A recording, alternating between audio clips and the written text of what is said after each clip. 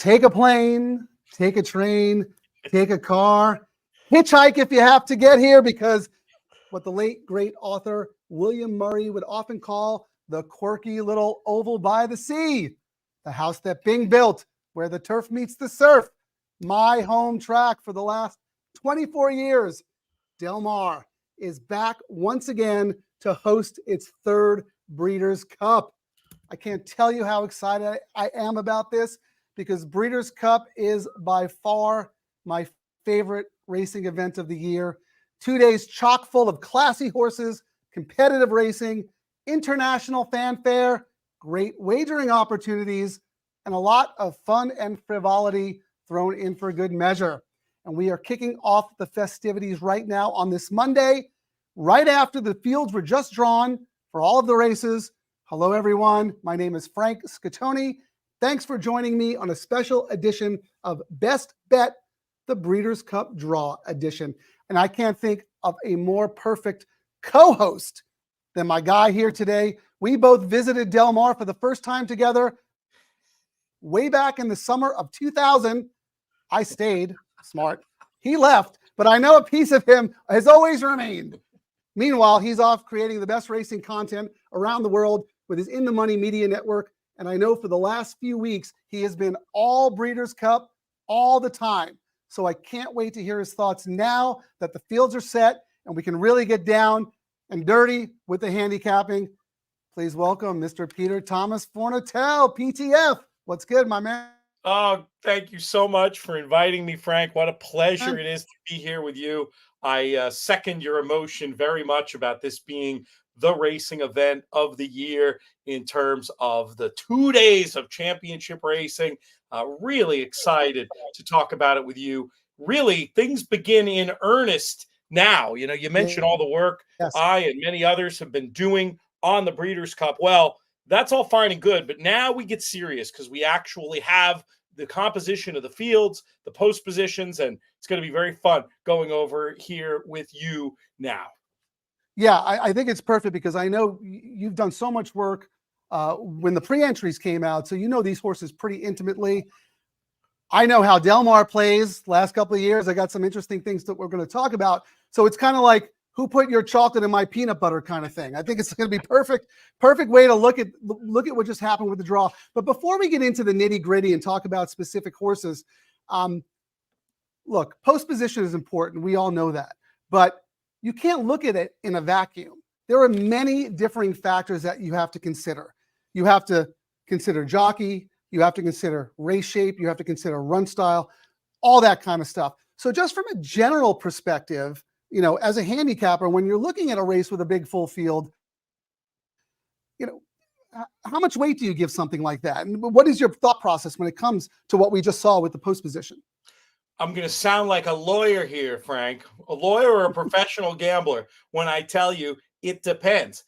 It matters extremely, of course, in one sense, but you nailed it. It's all about looking at it holistically. The most important thing for me with post positions, very similar to jockeys, is how it helps me go through the process of what the professional bettors, Duke and Paul Matisse, call designing a race, trying to see how that's going to be run. These Breeders' Cup races are tough, man. You've got a lot of horses. If you go through here and make what another professional bettor, Mike Maloney, calls ability figures for each horse in each race, you're going to have plenty of races where you have multiple contenders in a 5-point window of the number you think they're going to run. Well, how do you separate them? How do you keep grinding and come up with the horse that you want to bet and the bets you want to make? It's by trying to envision how that race is run in your mind, see who might be advantaged or disadvantaged. And there's going to be times that we talk about during here where I'm going to call it neutral because a rail draw for a certain horse could be great, could be terrible. We're not going to know till the gates actually open and we see those first few jumps. So it matters, but it's not easy to precisely quantify how much that it matters. To bring back to the first statement, it kind of depends. Yeah, no, I agree with you 100%, Pete. And that's why I said you can't look at it in a vacuum. But ultimately, at the end of the day, for me, it's all about price, right? To me, no one is unbettable because of their post or a potential bias. If they're value, they're not unbettable. right? The price, or you want to fade a horse because of post position, whatever. So to me, it all comes down to the price. A horse in a good post position who's 2-1, okay, that's fine. That same horse in the 14 hole going a mile on turf at 2-1 is not so good. But if that horse was 15-1, then all of a sudden, hey, okay, it becomes bettable. So you have to be very fluid. You have to evolve. You have to take what gives you. And I think it's so ultimately important. It doesn't matter so much at the Breeders' Cup because all of these jockeys here are world class. There were some jockeys in the Santa Anita colony that I just will not bet if they're drawn outside in a turf race, because I know that they're not going to give a best effort to save ground. That's just not how they ride. Very good dirt jockeys, but not necessarily turf jockeys. But here, these jockeys are world class. They know how to ride. And the other thing, classy horses overcome adversity, right? So, yeah, you might be burdened with a wide post, but if you're good enough and you're classy enough, might not really matter. So these are things that we're all going to talk about. We're also going to talk about some track profiles, some things about Del Mar that are quirky. Kevin Modesti, who's a journalist out here and writes for the Los Angeles Times or the Daily News, he interviewed Chad Brown, and Chad Brown had two major concerns. He was concerned about the quirky 1 3/8 distance for the filly and mare turf. And he didn't send a dirt runner out to Del Mar all summer. He said there was a main track speed bias. So that concerns him. So these are things that we're going to talk about as we go through. But for Chad Brown, one of the best trainers in the world, to be so cognizant of that and to have that in his mind as a concern, that's kind of important, right? So any surprises from what we just saw? I mean, there's a few things, and maybe Chad Brown is a place to start.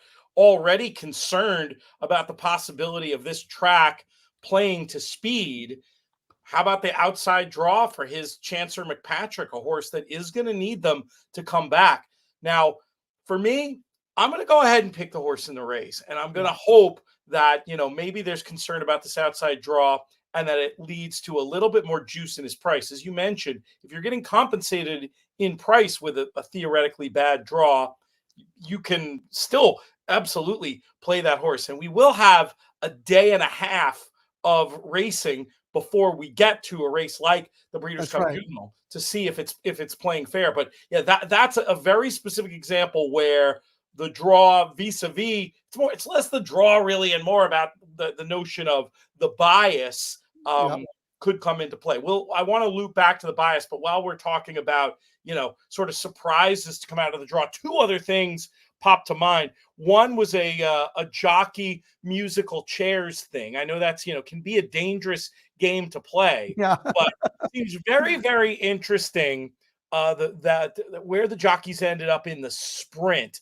I thought there was a real chance that that Flavien Prat would have stuck with Brad Cox's runner in there. The fact that he ended up on Mulligan, I thought that was a very interesting thing. When you had a couple of horses at the top of the market, theoretically he had the pick. I thought it was very interesting to see him go Mulligan there rather than the horse that had been the favorite in the international markets. And then not really a surprise, but like just super notable.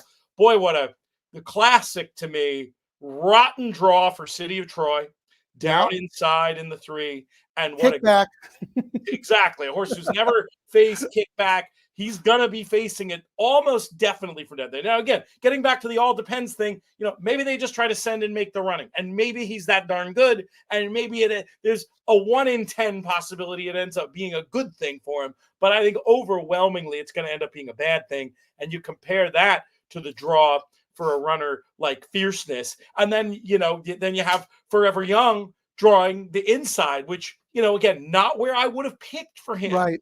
Could end up being fine. Maybe that's the extra motivation to send just a little bit out of there. Maybe they end up getting mid-pack position, and that's really where he wants to be anyway. So it's like, I'm going to call Forever Young neutral, City of Troy bad, and Fierceness great, and that's definitely going to color how I bet the classic. So those all right. Well, we're going to talk more about each individual race, but I wanted to go back to what you said about how the track might be playing the main track.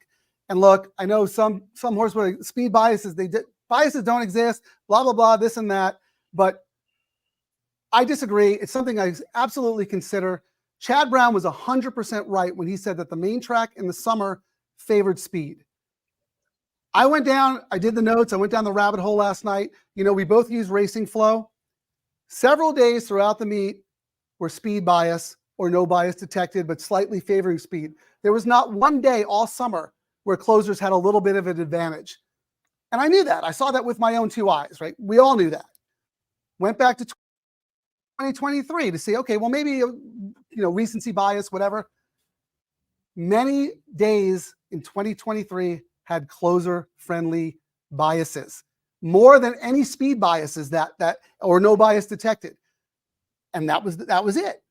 Last year I would handicap the sprint races from the outside in because the tracking wide trip was the winning trip. It's just the way it was. And last summer and this summer was completely different. So which track are we going to get? We don't know.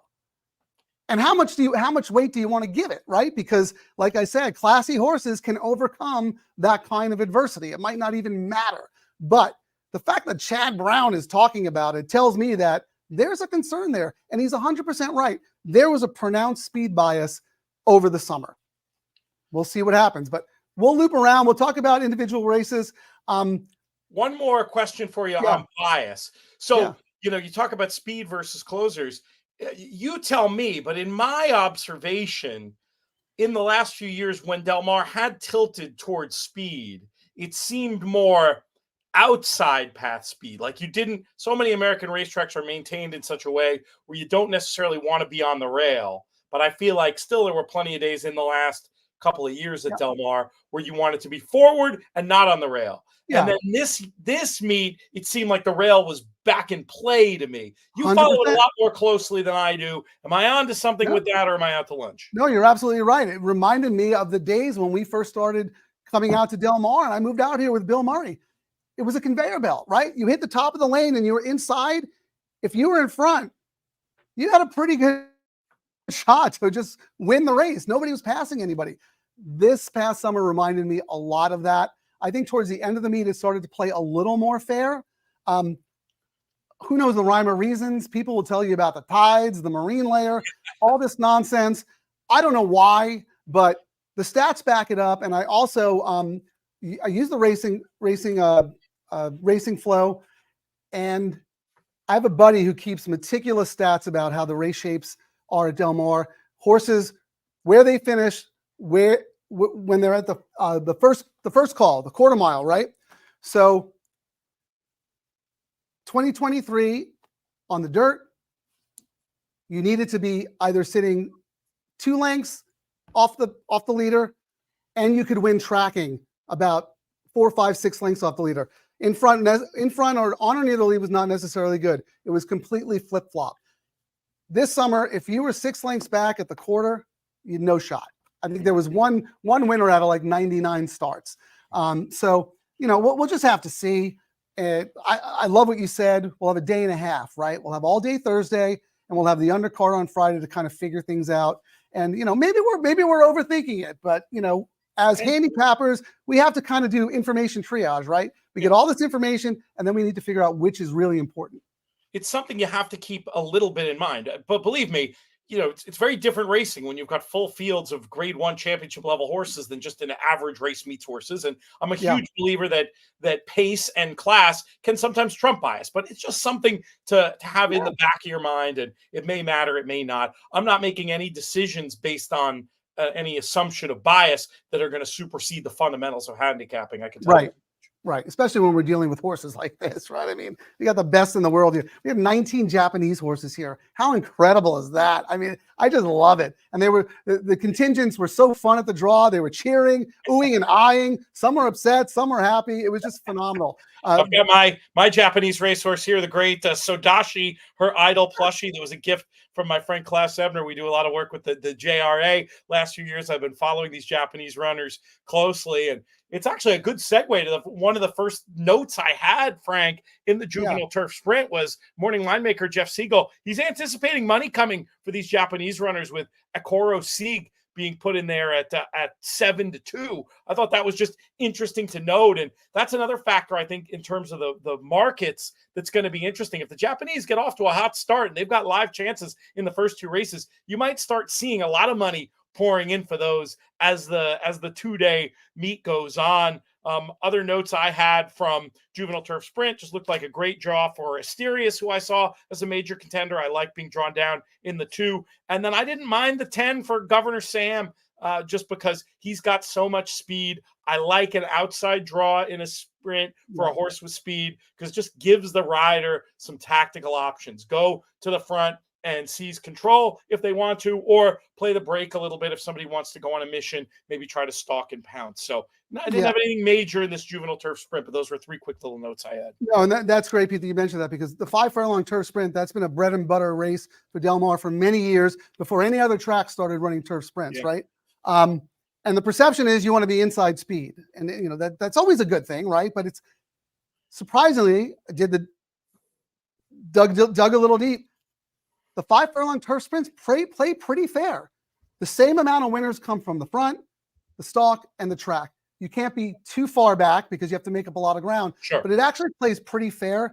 And if you want to do some detailed post-position analysis, DMTC.com, the Del Mar website, actually has a really, really good database that goes back several years, where you can look at the winning post positions from all the different distances. So I would recommend checking that out.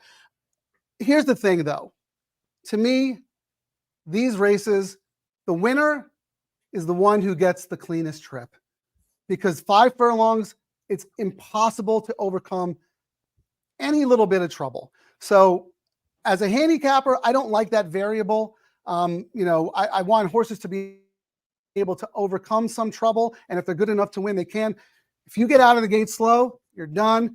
If you get stuck behind a wall of horses, you're done. So it's all about getting out cleanly and positioning yourself based on what the pace is, and not running into any trouble. So that's just talking about track profiles based on what you said. Do you have a top pick in the race? Oh, not yet. I mean, Asterius is interesting. I was a little surprised at how good the price was on Governor Sam between, in terms of the morning line prediction, between that and the draw. I was going to give him count. Looks like a really interesting battle between the Europeans and the Americans. I'll be grinding on it. I have notes. I just have to, I try not to overcommit before the draw, honestly, because you can't really fully do that race design. But in short order, I'm going to have full write-ups of every race over at theraces.com, my big clients over there. And then also through our In the Money Plus service, we're going to have our In the Money team doing full write-ups. You'll have my grid picks for all the races. We've got other great info there too, including trip notes and figure equivalencies for all these foreign horses. Folks want to check that one out. That is a paid service, but it's inexpensive. And that's inthemoneypodcast.com/plus. Yeah. And you also do a lot of official work with the Breeders' Cup, right? Creating content for them and whatnot. Oh, yeah. JK and I are going to have more videos on their channel. We should actually take a minute, Frank, and remind people that, DMTC and Breeders' Cup, they're creating so much great content all the time. If somebody here is watching from the In the Money side or just watching on social, take the time, go over to YouTube and subscribe to the DMTC, the Del Mar Thoroughbred Club YouTube channel. And while you're at it, do the same with Breeders' Cup and In the Money Media as well. All right. Well, look, it's 9:20 on the East Coast. I don't want to keep people up too late, but maybe we can take 10 minutes, go through each race, and give me your knee-jerk reactions. If you have any, if the draw was meaningless to you, then that's fine too. But why don't we do that? Because I know you know these horses so well. Go for it. Juvenile fillies would be up next. And my only, I didn't have a post position note here, but I just had the note that I thought it was fascinating seeing Ryan Moore get the ride on American Bikini. This is another major Japanese contender. And I just thought it was interesting. We've seen Ryan Moore struggle at times riding on the dirt. If he could get some confidence early with a big run or even a win for American Bikini, just thought that might be very mentally helpful to him with the big mount in the middle of Saturday on City of Troy, especially now that job got more difficult with that inside draw. Right. Okay. That's excellent. I love that. Let's move on to the Juvenile Fillies Turf. One thing that surprised me was a horse that's, unless I somehow missed it, isn't in here. I was thinking Destino Doro was potentially an interesting long shot, but it does not seem like she made the final entries. All the draws that were going to be tricky ended up with like long shots that I didn't really have on my short list anyway, I wouldn't have picked the inside for heavy favorite Lake Victoria. You know, as noted, we do see a lot of Aidan O'Brien horses kind of fall out of the gate. That's not necessarily what you want from the inside. You have a chance to sometimes recover a little bit better if you're in the middle and that happens. But this filly is so classy. I mean, she's a champion. She's got the best form of any Euro to ever contest a juvenile race at the Breeders' Cup. I don't think it's going to bother her. If you could book that 8 to 5 on the morning line, if you could bank that price, you do it all day long and twice on Saturday, Frank. This one's 4 to 5 in here, and I think she could just roll. The best horse in the race gets the shortest route to the finish line. Yeah. I mean, that seems simple to me, but I will tell you this: we were sitting next to the Connections of Thought process, and when they drew the 7-hole, they all cheered. Yeah, so they love where they're at, and they think they have a really good shot. So we'll see. I'm looking forward to that showdown. It's going to be fun. Be a very exciting race. They could be good exacta partners too. That race could be as simple as those two. All right. Well, next up, I have the Breeders' Cup Juvenile. Any thoughts there, Pete? Oh, well, this is a fascinating one because this is the example where, you know, certainly would not have chosen the rail for East Avenue, assuming that the rail is not a bad rail, you know, which I don't think it will be. But like, it's one of those things where, you know, I know you have a more negative view of it than I do. I do. You make your negative case first, and then I'll give you my counter. It'll work better that way.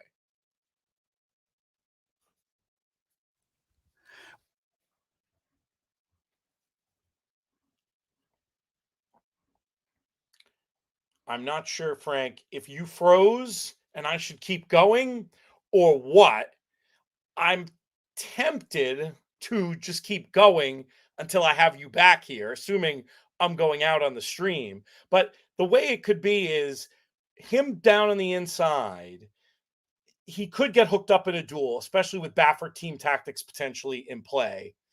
But the other way of looking at it is there's no messing around with East Avenue down there. They're going to go. They're going to be aggressive. And I think it's quite possible that that horse's weapon is his speed.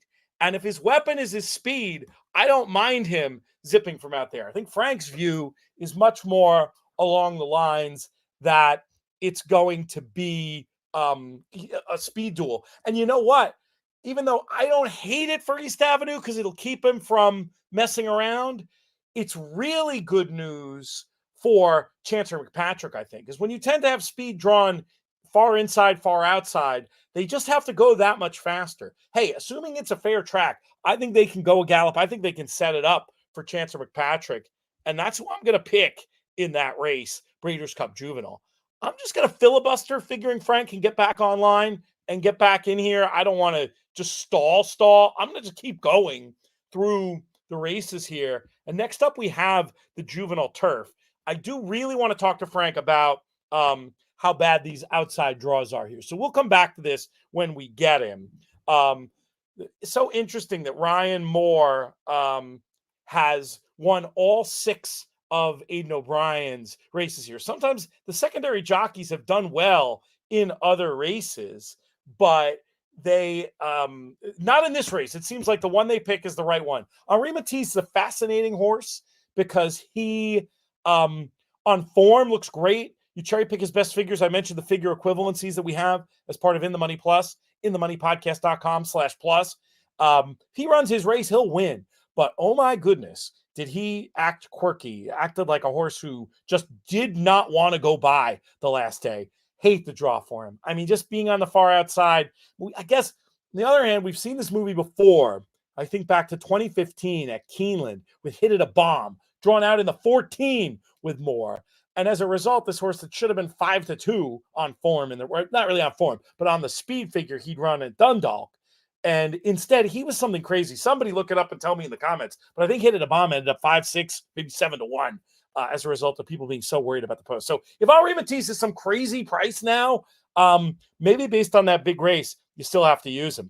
Excellent. Are you back for good, or is this just going to be a little blip? I don't know. The internet is being a little wonky here, but you know, I picked up the ball and ran with it. Don't worry. I knew. That's why I said co-host, because I knew that you just go right with it. I could have left the room and you still would have been talking. It wouldn't have mattered. How bad are these outside draws in these juvenile turf races? How bad is the outside on your stats going a mile. I was just making the point that if a runner like Henri Matisse is a big enough pace, I don't mind. But it is interesting. There's horses that I made contenders outside in this race: Henri Matisse, New Century, Amori City. How big of a problem is it? To me, Pete, actually, the mile turf races at Del Mar when the rails are down is more a matter of early position. It is extremely difficult to win a mile turf race when the rails are at 0 feet if you are on or near the lead.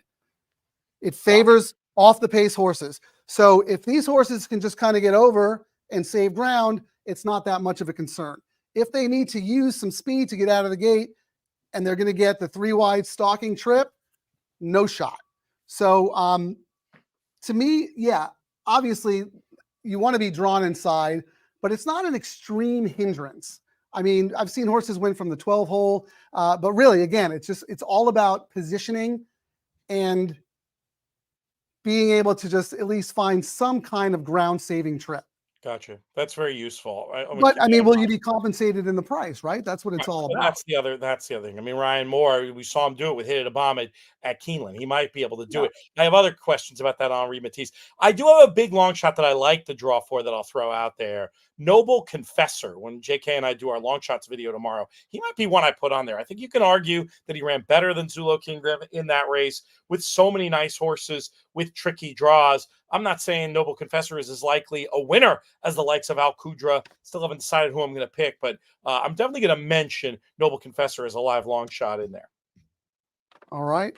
Excellent. Well, I'm glad I'm back. Now we can get back in the groove here. The next race, I have the Breeders' Cup Filly and Mare Sprint. Perfect draw for the favorite, Ways and Means. Yeah. Assuming the inside isn't a paved highway. Love that for a horse with that kind of tactical speed, be able to break, play the break a little bit. And I was also, my other note on her is the morning line. I hope Jeff Siegel is right with this 5-2 idea. I think she'll probably be a little shorter than that, but I'm just counting on her being a backable favorite, the kind you can really press up and build horizontals around. There's other ways you can go in this race, but I think she holds the card.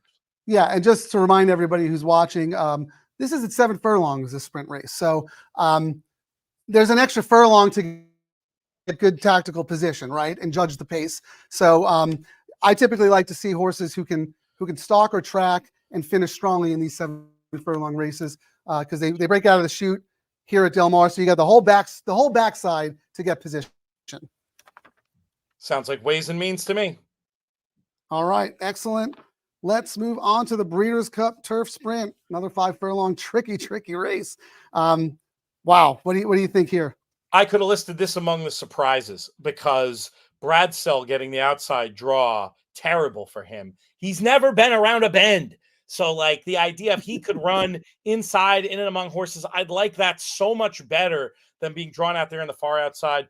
Little spoiler alert for our figure equivalencies we're doing. This horse actually runs numbers as fast as Cogburn. I feel like he could have been a major player. I'm going to take less of a positive view of him from there. I think for Cogburn, the 9 is about where I would have chosen. And then just 2 other little notes. You were with me last year, Frank, and I needed big invasion. My heart, my lungs, my spleen, all the various organs.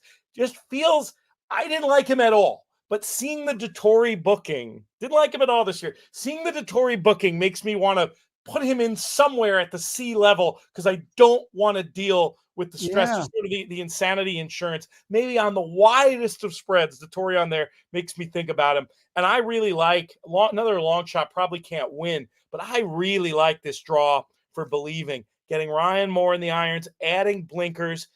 She's 3 for 3, left-handed. She's good around that bend. And that inside draw, they could just go crazy. I think she can come flying for 3rd or 4th. I'm going to keep her in the mix at what I'm guessing is going to be a very big number.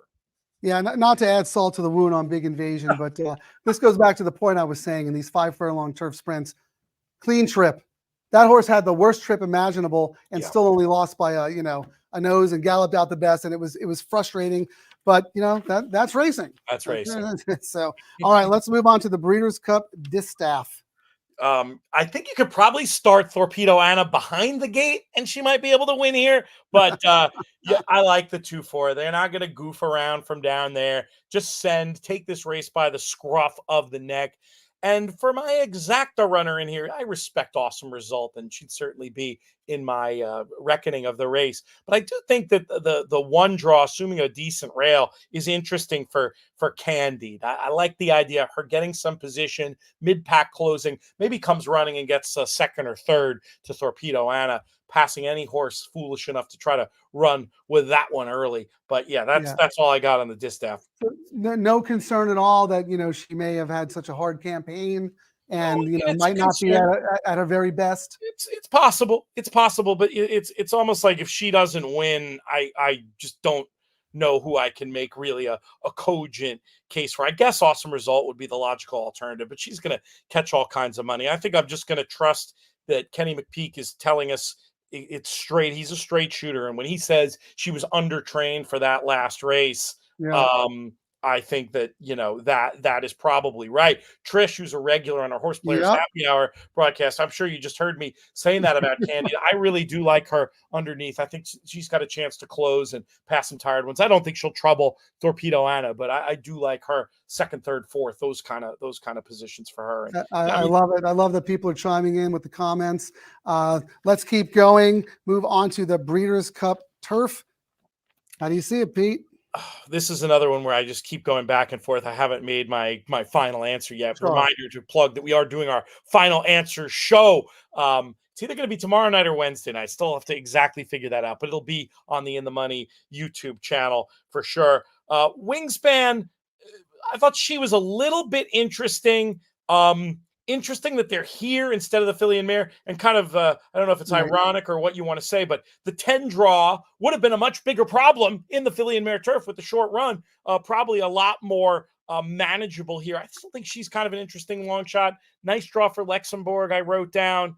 And this is a less than ideal draw for Rebels Romance, trying to become trying to win his title back essentially. But I was going to ask you, the long run down the back, maybe it's actually just going to affect the price in a positive way, and it doesn't really matter. It's not as bad, obviously, if you start at the mile and 3/8. To me, I think horses who come from off the pace are perfectly fine with those outside posts because they can just come out of the gate at their own pace and move over and get position. The problem is for horses who need to be forwardly placed. So they have to use a lot of energy early to get to where they like to run. So again, you can't look at post positions in a vacuum. It's all about jockey intent, race shape, horses run style, that kind of thing. So, and again, classy horses overcome stuff. The 11 post at a mile and a half, not that much of a concern for me, for a horse who's shown so much quality throughout the career. So, it could just be simple. You just bet Appleby and O'Brien in the turf races, right? I mean, that's been the pattern for a while. But now that we have these Japanese runners coming in here, it just adds such an interesting element to every race. I love it. You could tell a story about Shahryar. You could definitely tell a story about Shahryar in here. I don't think that's the way I'm going to go, but I wouldn't fight anybody who wanted to. He had a tricky trip last year. He's run some big numbers on our figure equivalents. Like Brandon's not nuts. It's not ultimately not what I'm going to do, but I mean, it's sensible. Yeah, I love it. That's why I brought it up because Brandon made that comment. Japan and the turf. All right, let's go to the big one. I know it's in the middle of the card, but here we are. I feel like I said what I have to say on it. Okay. Ideal draw for Fierceness makes me very comfortable picking him. I don't love outside for Sierra, but he does seem to have gotten a little bit better about the hanging left thing, and it probably doesn't matter. He'll probably just drop into the spot he wants to be in, and I hate it for City of Troy. I mean, I don't know how he could be in. Yeah. If God came down from heaven and said what price the horse should be, I don't know how he isn't 6-1. I think you just have to take on this horse. You just absolutely have to take on the horse. I mean, what about the Japanese runners? Forever Young, Derma Sadagati, Ushba Tesoro. I really, really like Forever Young. Yep. I think 5-1-ish. If he's around there, I could see him being all kinds of a partner and exotics key. I like Ushba Tesoro to come late to get a piece. I don't think Derma really. I just don't think he's in form. I'm skeptical about him, but Ushba and Forever Young are going to be all over my exotics. I just think Fierceness is going to get the right trip once again. And that's what he needs. I'd be nervous about him if he were down in the 3 and needed to break perfectly and have everything go right. I think John Velasquez is exactly where he wants to be. Going to basically use those 3-year-olds and Oshba, and then I have some clunk up long shots to run third, and I'm going to play exactas and tries and hope to hit this thing. I have a question for you, and then Curtis Watson has a question. I would never say these 2 words in front of Matt Miller or Howard Kravitz, but Sierra Leone, any shot today to finally break through after we bet him so many times? I love him to hit the board. I really do. They're going to go fast. I don't love the draw, but I mean, as a double figure type of a horse, I don't see how you don't use him, honestly. I mean, he's very fast.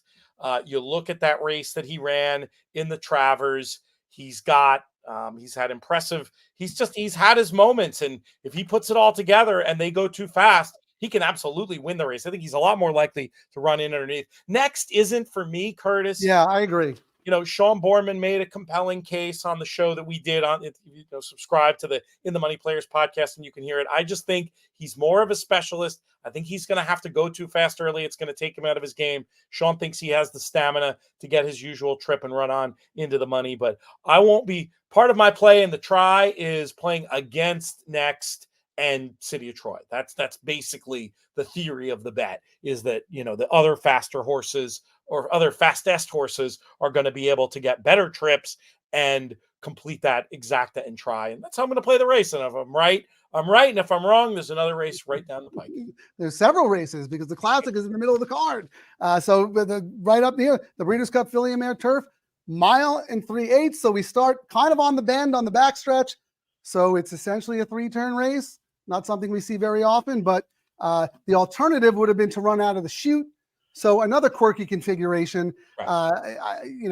It's a lose-lose situation. You're going to get a quirky configuration no matter what distance you run at. What are you thinking? I just thought this draw was terrific for the favorites, and it actually led me to think about maybe trying to get aggressive here and lock up some multi-race bets, playing the more fancied of the Appleby runners and playing Warlike Goddess, who I'd really, I'll admit, at first I wasn't sure, but the more I dig into her form and look back at her Breeders' Cups, I'm very, very good with her running another huge race. I think she could have won the Love's Only You year, moved wide on a day when it seemed to help to be inside on turf, and moved into that fast pace. Last time against Far Bridge, moved into that fast pace, plying her trade against males. It's not a strong group of first-time runners coming over from Europe. So yeah, I'm pretty interested in Cinderella's Dream and Warlike Goddess, and I think they both drew perfectly. So here, because we talked about this quirky distance, a buddy of mine keeps pretty good statistics. Again, these are where the horses are at the quarter, the first quarter. There have only been 14 races run at this distance since 2019. So we do not have a large sample size. So I'll just give you a breakdown. 2 have won on or near the lead. 4 have won within 2 lengths of the lead. 3 have won 2.5 to 6 lengths back. But 5 have won over 6 lengths back. So it's interesting. Like I said, maybe the closers have an advantage because they could just angle over and not worry about that turn, while the horses who need to be positional have to run fast. The centrifugal motion maybe forces them to use more energy, and the closers just hug the rail and finish strong. But again, we're dealing with a 14 race sample size. Fair. Just the fact that every running style is represented. I mean, my takeaway from that would be that it's fair. I mean, closers tend to even out once you get right around this 1 3/8, 1.5 miles distance. The automatic advantage of early speed in a full field race isn't the same. And you got to remember, in California, it can be tricky when you're talking about post positions. You got to consider how many horses are in the race too. Of course, yes. Big full fields means different kinds of race shape. Let's move on to the Breeders' Cup Sprint. Biggest note was that about Pratt ending up on Mulligan. I thought that was huge and might prove decisive to me in terms of how I play this race. The other thing I noticed is I think it's set up. It is set up for a bit of a boil over potentially, because you have a lot of speed drawn close together with Skelly, Mulligan, and Straight No Chaser all in a 4 post gap between 8 and 11. And then you've got Raging Torrent, another speed horse down at the rail who has to go. So for Mulligan, I think the best move, and Pratt's so good at this, break with them, but kind of let them go, flop outside, perfect stalk and pounce. I could see it. But who else is going to benefit from a really fast race shape? Nakatomi, I think, could get an absolutely perfect trip. But I want to look more and see, Nakatomi still has some positional speed. Mulligan has positional speed. Is there somebody here who can just really come from out of it? I know that's not typically what you want in a sprint at Del Mar, but I might want to have one ticket with some plotter to Marsh Lorraine style come flying here late, Yeah, I mean, maybe for underneath. But yeah, if you're 6 lengths back or more at the first call, you're really up against it. But certainly usable in the exotics. And of course, if they go flying fast and the race falls apart, you never know what might happen. Let's move on to the Breeders' Cup Mile, the penultimate race in the sequence. What a cool race, huh? Oh, it's terrific. A stronger group of Europeans than we were expecting, which is bad news for Carl Spackler and Johannes. And then worse news for Carl Spackler is this draw. I mean, this is for him. I think it's a problem. His poor runs have been when he was sort of 3 wide, no cover. I don't know. Maybe they dead send. Maybe they just dead send and try to wire him. But boy, it's hard to wire the Breeders' Cup Mile. So it's hard to wire a mile on the turf with the rails down at Del Mar. It's a very, very difficult task. So I think he's on the outside looking in, unfortunately. And I love the draws for Ramatuelle and Porta Fortuna. I think they've got some of the best form in the race. Notable speech. Also incredibly logical, but well found in the market, as the Brits say. I think there's better value with Ramatuelle and Porta Fortuna. I'll probably play those 3, potentially a lockup spot. Tricia asked in the comments about Soprano. I've loved her since Ascot. She was I had her in that big handicap. I think it was the Sandringham at Ascot, and loved her. I actually just expected more last time from her. I'm just not sure she's up to the level of these proper Group 1 fillies in Porta Fortuna and Ramatuelle. I'd love to see it. And I didn't have a whole lot on Beach Bomb. But again, I'll have write-ups, Trish, on every horse in every race over at atheraces.com, as will the team on the In the Money Plus side. And for the shippers, we're going to have even more info with those figure equivalents as well. So check out atheraces.com and inthemoneypodcast.com/plus, and you'll get a lot more than what I'm giving you here. Yeah, Trish was referring to the Filly and Mare Turf, of course. So we just circled back to that. I think Pete gave very good thoughts on the Breeders' Cup Mile. Looks like it's going to be the Euros again. Well, not again. I mean, the American horses have beaten me a couple of times in this race. So, but I don't think what we're sending out is going to be good enough. I'm probably the biggest Johannes fan. I love that horse, but I am not taking 9-2 on that horse. I might even take 20-1. I don't think the horse is going to be able to beat those tough Europeans. If he does, good for him. Be nice for California racing. Great result. Yep. Let's move on to the Breeders' Cup Dirt Mile, the last race of the day. I mean, drew a big full field, super competitive. What do you think? So awful for Skippy Longstocking. They do the conservative thing and they come here instead of the classic, and then they get, they're starting into the dog beach basically. Not great. Terrible post for that. Bad luck there. Yep. Saudi Crown, I actually like the one, assuming a decent rail. I think he could really be controlling speed in the spot. Just looking at pace figures, I think he's faster than the other speedy types in here. And this is another one who, had a key role in last year's class of keeping Arabian Night honest, maybe helping set it up for the winner. This time, probably better spotted for a win and might just get it to close things out in the Dirt Mile. And I don't mind that rail draw for him. We've seen some pretty impressive speed-based performances in this race, right? Didn't Golden Sense just run them all off their feet? Life is Good, I believe, at one point, right? Yep. All the above. Yeah. I could see that being. All right, well, that wraps it up, Pete. Well, here, just to talk to George, because this is interesting to me. He says Seize the Gray at 12-1. My thought on Seize the Gray is if he was doing great, how do you not run him in the Classic? To me, it's confounding to me, right? Well, I mean, couldn't see him getting a sniff in the Classic, and I could see him. I agree, but but I see him under the right circumstances. You know, if Saudi Crown weren't in the race, you know, maybe. Yeah. I think they figured out that he needs to be sent. It's just when you look at pace figures, I just don't think he is fast enough to tangle. But I mean, you know, sometimes it happens where the post gets to Skippy and Saudi Crown doesn't break, and there sees the gray out there on the lead by himself. It's still his best chance to win. But I can't go for him in this spot. I will be very happy for his hundreds of owners, many of whom are listeners and tell me about it every time I say something negative about Seize the Gray. I'll be very happy for them if I'm wrong. But, you know, and I take your point about, you know, maybe the Classic would be more of a spot of confidence, but you got to remember these guys are running a business too. They want to win a big race like this. I get it. Winning any Breeders' Cup race is of outsized value to my racehorse. Well, you know, we were supposed to try to keep it lean and mean and go 20 minutes. But when we get together, Pete, there's no such thing. We're at 45 minutes. We're going to wrap it up. So people who want to watch the replay, you can watch it at 1.5 speed, and it'll be like 20 minutes. But Pete, thank you so much for joining us. I'm really upset that you're not here, but I know you're here in spirit. Been watching everything you've been doing with the Breeders' Cup. You're putting out so much great information, and I couldn't have done this show without you because your knowledge of all the contenders is just remarkable. I also want to thank everyone for watching and tuning in.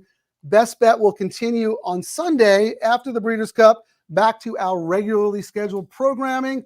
I know I'll be doing some stuff for In the Money Media. I'll be doing some write-ups for some of the Breeders' Cup Pick X sequences, and we'll also be doing some podcasts. So I'm really looking forward to a great week of excitement. I mean, this is what the sport is all about, and I just love that we're here at Del Mar and that the Breeders' Cup puts on a great show, and that we have it's a world championships. And I really feel in my heart of hearts that this year exemplifies that. So final words, Pete?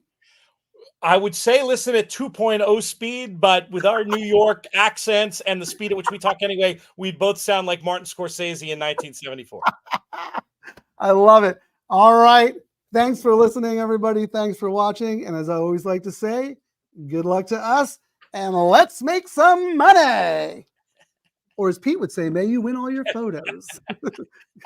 Or may your photos all be winning ones. All right. Good night, everybody.